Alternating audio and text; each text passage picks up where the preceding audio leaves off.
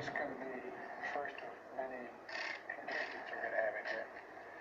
And I thought with the State of the Nation today is no time to wait, get to work immediately.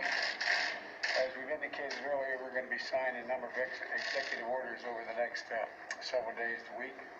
And I'm going to start today. The compounding crisis of COVID-19, along with the economic crisis following that, and climate crisis, racial equity issues. And,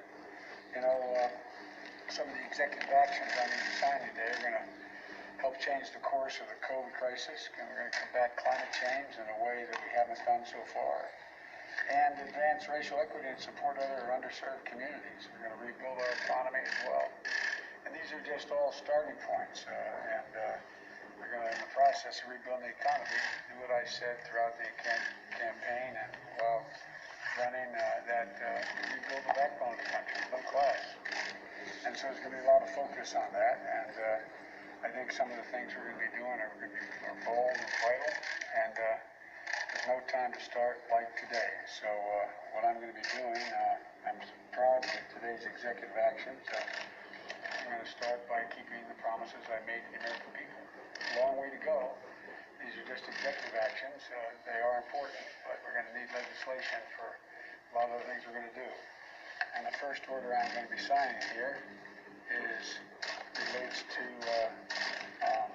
COVID, and it's requiring, as I said all along, where I have authority, mandating masks be worn, social distancing be kept on federal property, on interstate commerce, etc. So this is the first one I'm signing.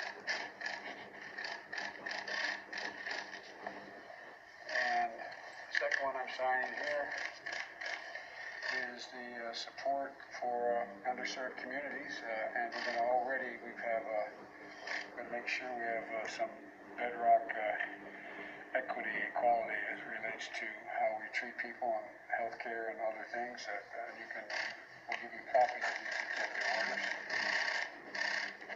The third one I'm going to sign, and that's what I'm going to do while you're all here,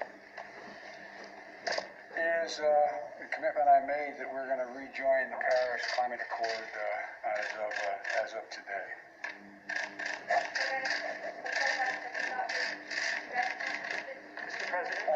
Mr. President,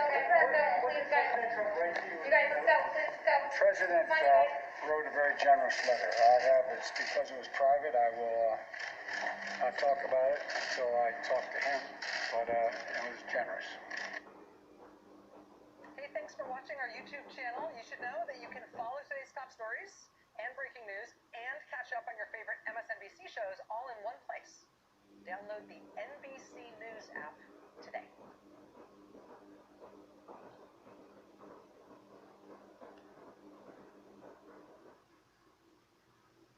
The Trump presidency officially ended today as Joe Biden was inaugurated as the 46th president of the United States, and wow, all right. Well, that's what it feels like when you're not grinding your teeth. I forgot, and I think, yeah, I can see colors again. For more on this, it's time for a closer look.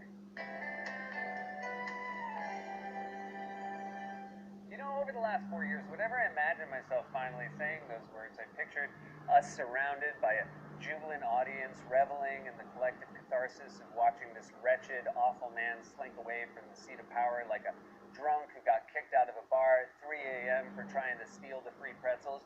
These are my home pretzels. I brought these pretzels from my home. Instead, I'm alone in an empty studio, no pomp, no fanfare, no senior citizens bust in from Paramus who were told they had tickets to Dr. Oz. The only celebration we could manage was Wally holding a single balloon covered in Purell. Keep that party going, Wally. And the reason for that is, even amid this moment of collective relief, the nation is still in the midst of several unprecedented calamities, none of which will magically disappear anytime soon. It's a little like getting rid of the last guy at a party who spent 4 years yawning and stretching and hinting that he should get out. And when he finally leaves, it is a relief until you remember you still have to clean up all his puke, and he puked everywhere. Luckily, we had this guy working at the inauguration.